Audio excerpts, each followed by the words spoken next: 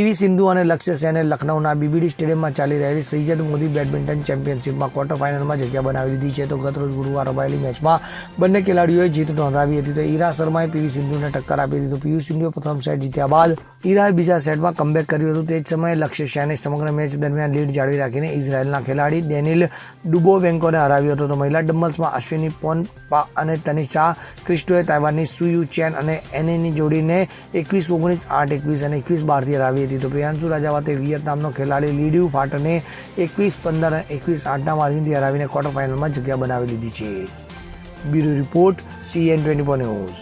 હવે જુઓ દેશ દુનિયાની તમામ ખબરો તમારી આંગળીના ટેરવે. ઉઠાવો મોબાઈલ અને ગૂગલ પ્લે સ્ટોર પરથી ડાઉનલોડ કરો અમારી CN24 ન્યૂઝ મોબાઈલ એપ.